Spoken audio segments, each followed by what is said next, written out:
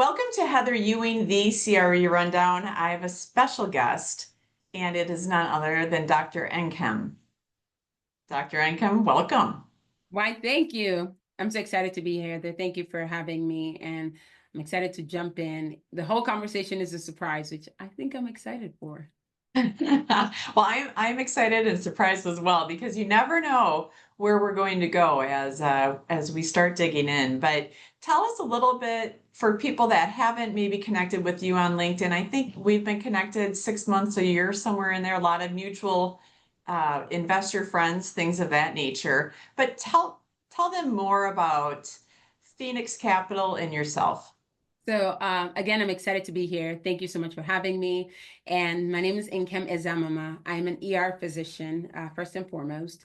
And I was working as an ER physician, but I realized that a lot of my time wasn't mine. And I also realized that there were just a lot of changes in medicine that I wasn't excited about. And a lot of it became more of the business of medicine than patient care. So I was just looking for a way to diversify wealth. And I stumbled upon real estate investing.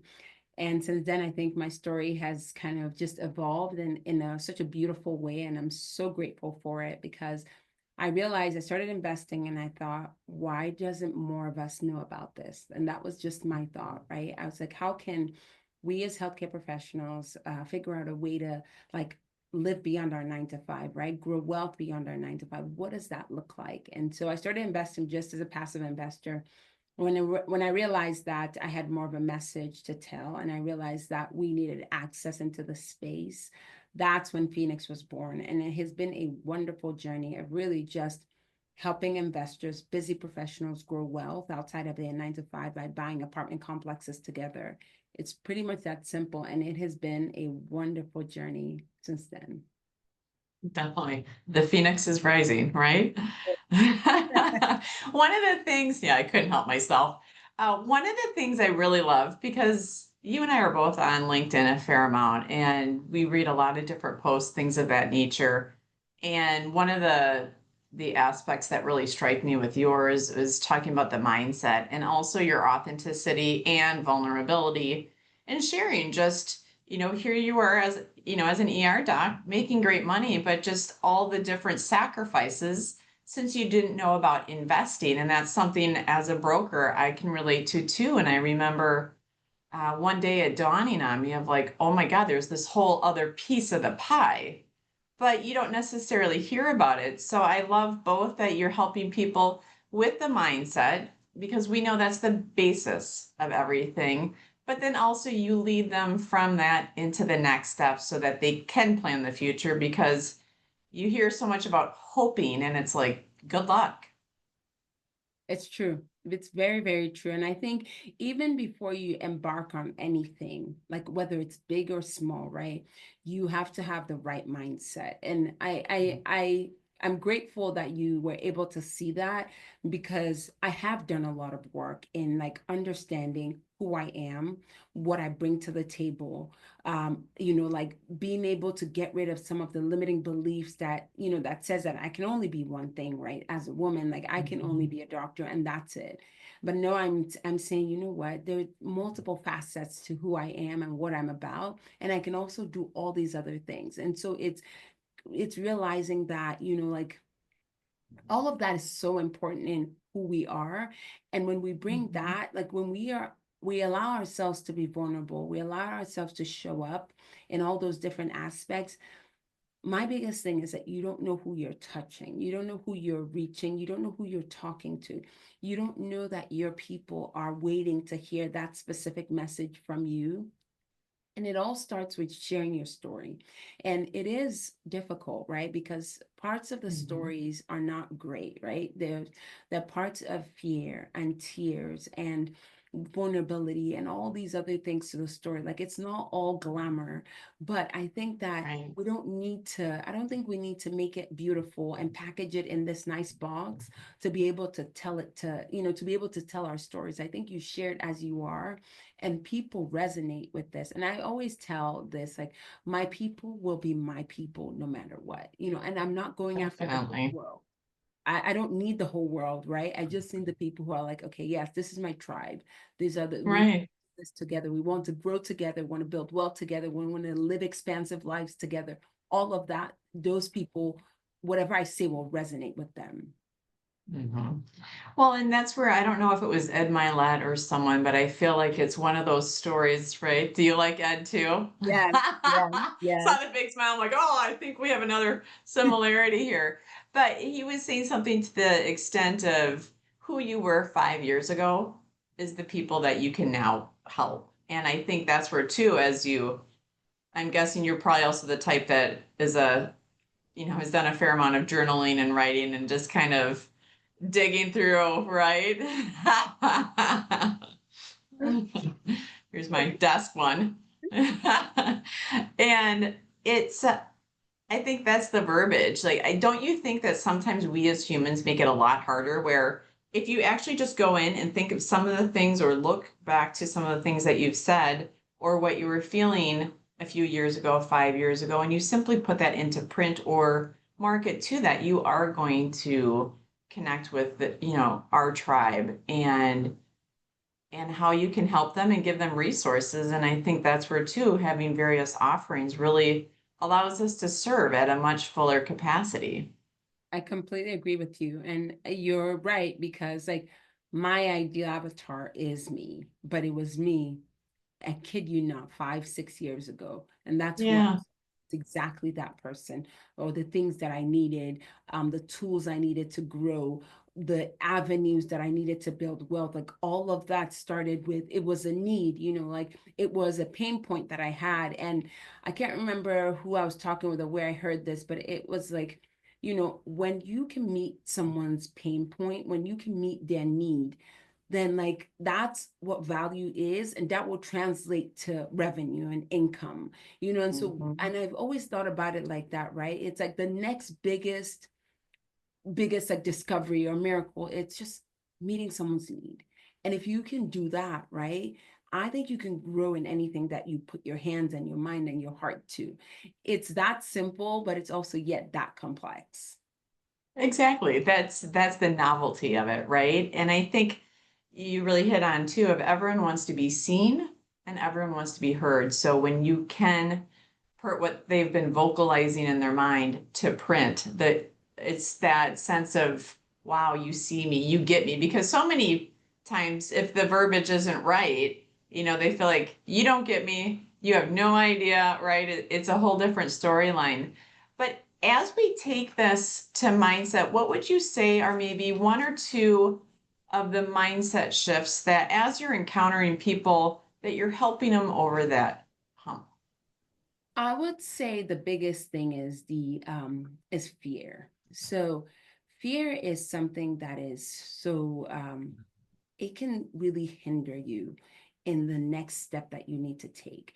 And I think that when you fully understand that it's just a part of who we are, right? Like that fear is a Mhm. little bit of excitement, it's a little bit of trepidation, it's a little bit of dream, it's a little bit of hope, right? When you can help someone else understand that, right? And that taking that next step is not difficult. Like I read that book, Feel the Fear and Do It Anyways. Like we are all human, even like Right. the most wealthiest person, think Warren Buffett or Jeff Bezos or whatever it is, whoever you're thinking of, right? They were afraid of something. And Yeah. but they still pushed through that. So it's figuring out what that is, what that roadblock is, and then realizing that like you can overcome it, right? It's not, and when you overcome that first initial trepidation, like that first initial like I'm so afraid, you realize that then you're not afraid, because then you also think about the reason why you're afraid. If it's failure, it's okay, like it's not a big deal. Like the biggest like discoveries came from failures, and so when you think about the biggest people, they made mistakes too. So when you understand the background behind the fear, you realize that okay, that's fine. Like, do I really care what others think? No, because I'm like bulldozing my way, because I know that like I have a dream, I have a vision, I have a plan, I have a mission that I'm going after. I think that's the one thing that I would tell people is feel the fear and then just do it anyways. Because on the other Yes. side of that fear is growth, it's success. There's so many things that will Mhm. come out of that. And imagine if you didn't take that leap, if you didn't cross that threshold, if you didn't take, if you didn't jump, whatever it is. I think that's the one thing. And then also, I will also kind of like, in terms of thinking about the mindset, right? I have learned that truly the opinion of others has become none of my business. So I truly, with all due respect, I really don't care what you think, what you say. I will still go ahead and do the thing that is in my heart, because I've learned that people's opinions come from their fears again, and it's their, maybe their lack of knowledge, Exactly. their lack of discipline, whatever it is, right? It's from their lack, and so I have learned that I'm okay with trying. I'm okay with leaping. I'm okay with jumping. I'm okay with doing the thing. And if it doesn't go the way I planned, I guarantee you I will learn one thing from that outcome, one thing from that situation. So I have come to understand that I can love you, but I don't necessarily need to, your opinion is not going to stop me from scaling mountains. And that's what I'm Yeah. trying to get others to understand and to realize Mhm. that that can be such a limiting factor. And it could be the hardest and saddest thing is that it could be the people that are closest to you. Right. And so that's your friend, your spouse, your family, the people that truly care so much about you. Sometimes they can Mhm. be the people that limit you so much. And again, it's from their fear or their lack of judgment or whatever it is. So I have learned to shut out the noise and to really go after the thing that I know that I'm called to do, the people that I'm called to reach. I'm not going to stop, but it takes a level of growth and a level of discipline Mhm. to be able to get there, because it's not easy. Definitely. Well, and if you think about it too, right, of confidence, it's doing something repeatedly in the sense of you're delivering on your promise to Yeah. self. Yeah. And to me, I think that is core to the changes I've been able to make. And I think you'll totally agree Yes, yes. that it's really, again, that simple, but yet not in the sense of if you say you're going to do it, no matter what's happening in the day, do it because otherwise it's like you're chipping away at that great sculpture of what can be. And you're not going to be able to cross that threshold or your finish line. And I think one other thing that I want to tie in with that is also, I joke that I'm a recovering perfectionist because that also, right? It's got to be perfect, like, and, as the years have passed, I realized, that was actually just a level of procrastination, a level of, fear, all these different things. So it's nice when you can identify those and the big difference between people that do and don't is they feel the fear, they put a plan together and they do it. And so I think that's something we're both here to toot the horn of. I completely agree. Done is better than perfect. And Yes. most times you just put it out into the world, and it's okay that it's not perfect. Mhm. But then you can iterate it, right? There's nothing wrong with like that your first idea is not the same as your 10th idea. That's okay. But like you put it out Right. there, you learned what people wanted, you learned their needs, and you changed it according to that, and you grew. Who the person you were at iteration number one is not who you are at number 10, but you kept going, Exactly. and that's growth. So I completely agree with you. 100%. Mhm. So AI is a huge conversation. How do you see that in affecting investing? Okay, so the truth is, I have embraced AI, and this is the truth, or this is, I'm not afraid to say it, right? This Mhm. is where we're going. There's no Yeah. pause, there's no turning back. It's like we unveiled the curtain, right? And now the thing is like, how can we do it better? Or how can we make sure that like it is in line with who we are, our beliefs, our systems, like our values, right? And so I think that it can only help us. And I think Mhm. that also, like with investors, it can fine tune processes, right? It can simplify things that we don't have to do to make their lives easier, to make the process of investing easier, right? The hours and hours we spent underwriting, like we can simplify that process, or, whatever that is, or even distilling out newsletters and emails, simple stuff like that, right? I'm even talking basics. But when you start even taking it to another level of like even giving like market analysis and detail, like imagine the beauty of all of that, right? That it can spit out demographic from here and here and compare again, investor information, investor knowledge. So whatever you do, or what, like in like the realm of investing and our real estate space, I think it's going to help us. And I think that I have to be ahead of it. And what I mean by that is that like new ideas, new technologies, it is on me because I represent my investors, right? It is on me to go out and learn it and bring it back and say, Right. this is what I've learned. This is what I'm doing. This is what we're implementing. This is how we are going to be the shining light or the bright light. This is how we're going to be the, industry lead, whatever it is. But these are the things I'm doing. So I embrace it. Every day I'm trying to learn something new, and I'm like bringing it to my team and saying like, how can I make your lives easier? And if I can do that so that we do the things that are important, the things that are important are talking to investors, liaising with brokers. Like those things are things that we can't, that AI can't take away. And so like, why don't we Right. free up our time so that we can do those things well? That's how I see it. And I think it's another way to buy back your time. Our time is so precious. Definitely. And I guess the part of medicine in me is like the fragility of life. Like I see it. It's very, very obvious to me. I will go into work at my next shift and someone might die. And that is normal, right? And there's nothing morbid about that. It's just like it is life.